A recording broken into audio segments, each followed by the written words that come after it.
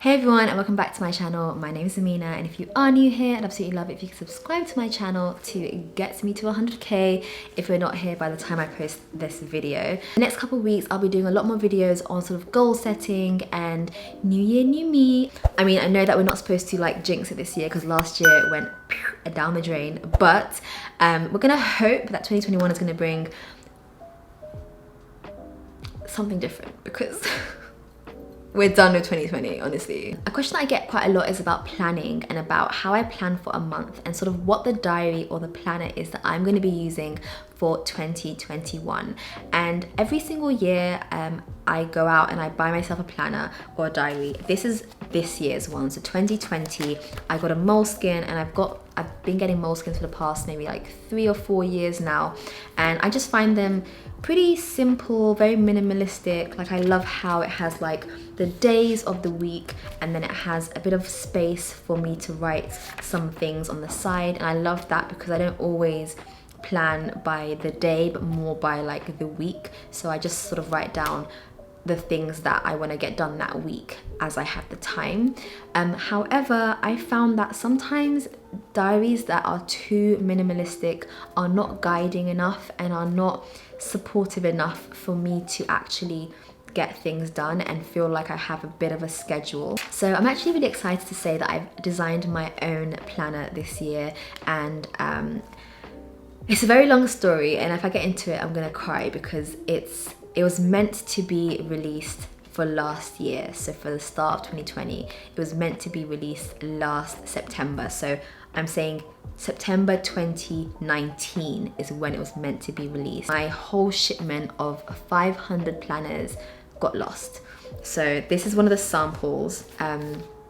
This is a sample. I called it Pyramid Planner, and I ordered 500 and I paid upfront with my own money in cash, and 500 planners went missing. And I was in tears. Like, I remember when I found out, like, it was TNT. It was TNT who just lost all my planners, and I had spent months planning this. Since the start of 2019, I was planning it, and I had like all of my designs, and I had read so many books and listened to so many self-help guides, and really thought about the things that I think are important when it comes to planning and when it comes to like having a diary on a day-to-day. And I designed this planner based on that. And like I said, like, it was very sad. I like paid over 1,000, like probably like £2,000 in total for 500 planners.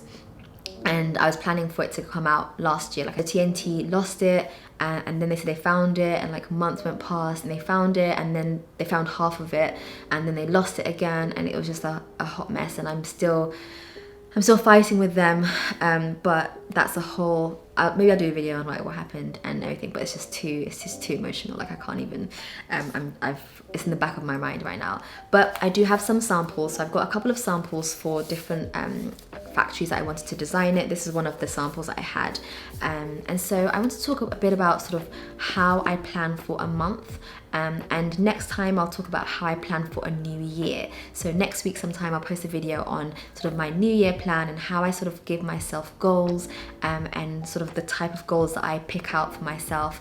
And I'll also talk through my goals for this year and whether or not I had actually met them. I've actually released this planner as a PDF purely because I didn't want it to go to waste, and I did spend ages, like way too long, planning and getting everything perfect.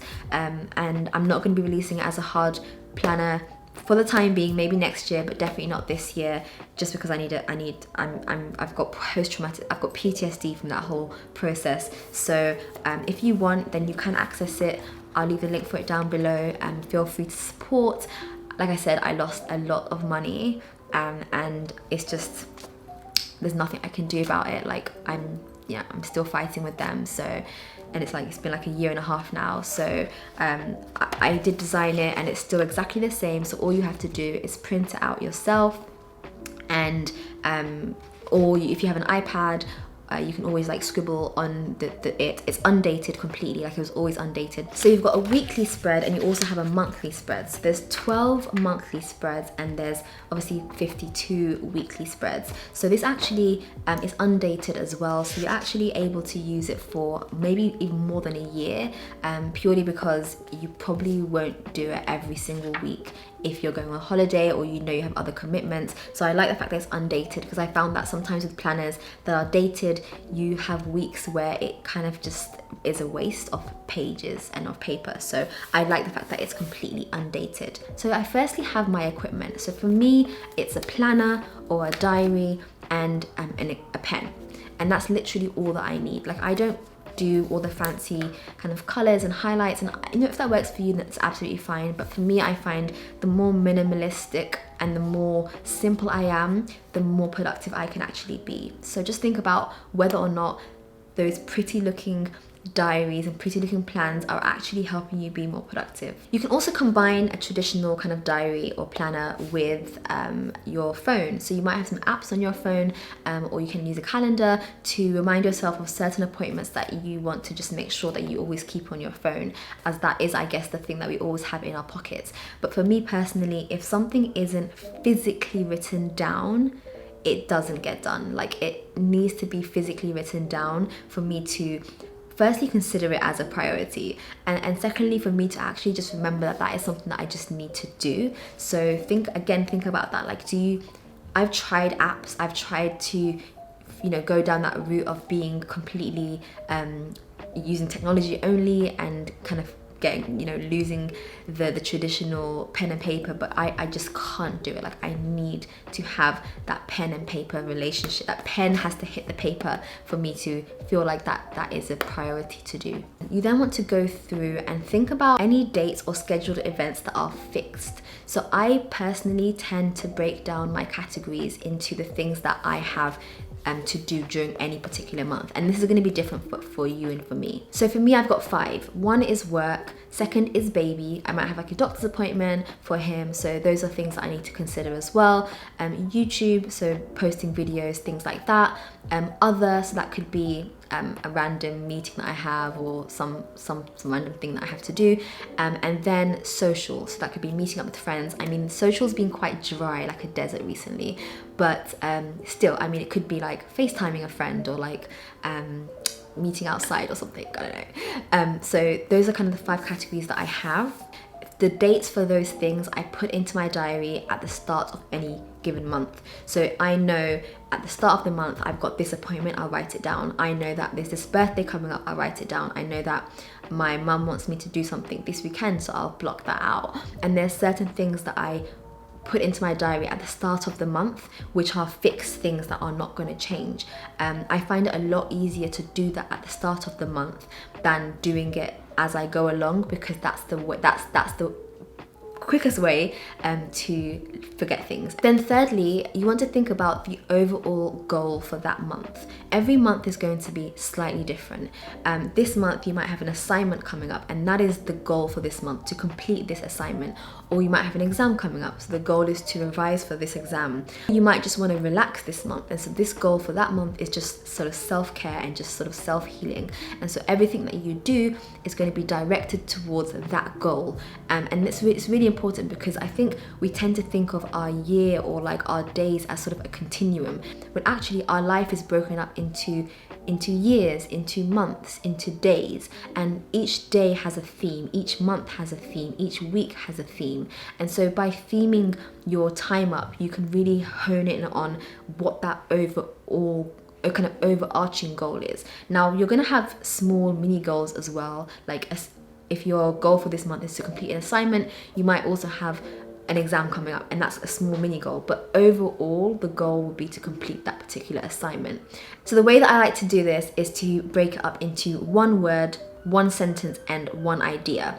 And so for me, for example, my 1 word was course. So back in September, that was the thing that I was like, that was the theme of the month, was film this course, edit this course, get this course out. So the word was course. And then my sentence was filming and editing of course. So it wasn't releasing the course, because I was going to release it in October. So just be very specific when you think about these themes. My theme was course, but more specifically in one sentence, it was to edit and to film the course. And then you want to think about one idea. So one word, one sentence, and one idea.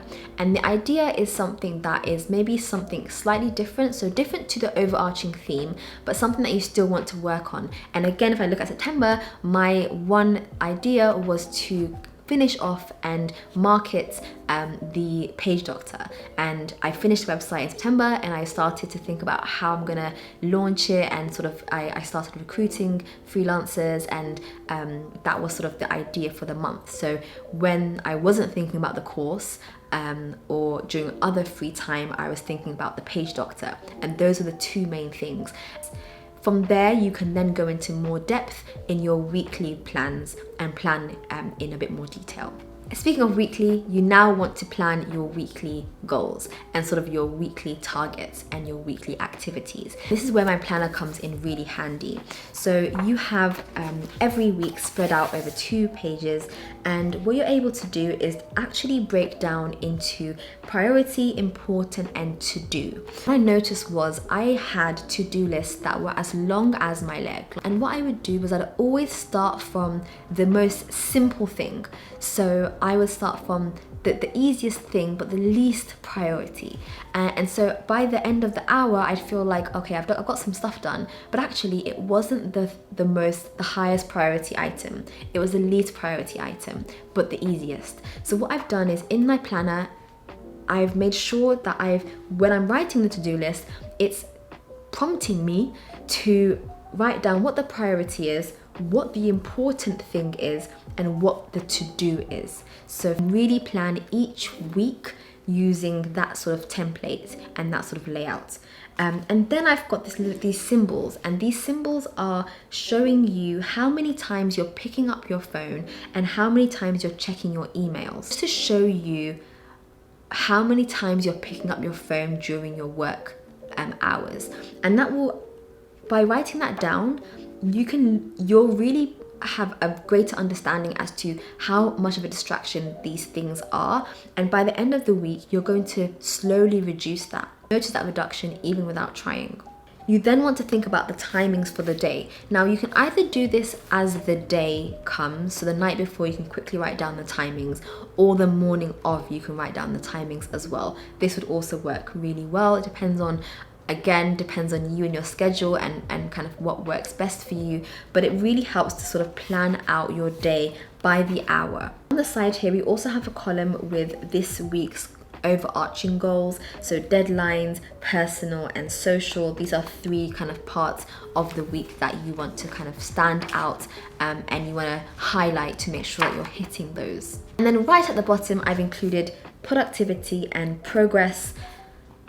I found that with a lot of planners, they go into so much depth on reflection, and it actually got quite cumbersome to reflect, and I actually started hating reflection when you shouldn't. So rather than writing out a whole paragraph on how I feel about today or this week or this month, which if it works for you, go for it, but it doesn't work for me, I just included a bit of a score. So out of 5, how productive was I today?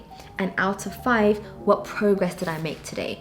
And just be brutally honest with yourself. If you feel like you were super productive and you got lots done, that's 5 out of 5. But if you feel like you weren't that productive, then that's something to just note down, just so you're aware of maybe your habits during the week. So if you'll notice that after like a month, maybe on Wednesdays your productivity is really low, or like Fridays your productivity is really low. So you can then slowly try to change your habits and start to plan for kind of low energy activities on those days where you don't really feel that productive in general. So that's something to kind of bear in mind. And I think just writing a mark out of 5 is a lot more reflective and a lot easier, I think, than writing like statements and sentences, personally. After you've planned your weeks, you now want to think about any weaknesses that you might have. So one weakness, not lots, one weakness that you want to target in this month. And for me, I wrote down last month, I wrote fitness, purely because I feel like I was on a roll in the summer. I was doing workouts when it was like 40 degrees, like it was so hot, and I was working out in my flat when we were in lockdown. but ever since the summer's passed, it's just done a nosedive and I haven't worked out in ages. And last but not least is to give yourself a head start. So give yourself a couple of days that you've pre-planned. Let's say you start today, plan the next 3 or 4 days in detail, which means that you don't have to think about what you've got to do, you just have to get it done. And that way you've got the ball rolling, like you've already started, you've got the momentum going, and hopefully you'll be able to just like carry on and power through to the end of the month. I hope that was helpful, and like I said, I will link the PDF for this down below. It is a PDF. I've had a few questions about whether it's a notebook or a PDF. This is simply a sample, but you are more than welcome to print it out and bind it if you want. I'm sorry I wasn't able to get it out there for you guys. I did try, and like I said, if you are able to support, then you'll be able to help me make back the money that I've lost. But yeah, know how you plan to use this, and I'll see you guys in my next video. Bye.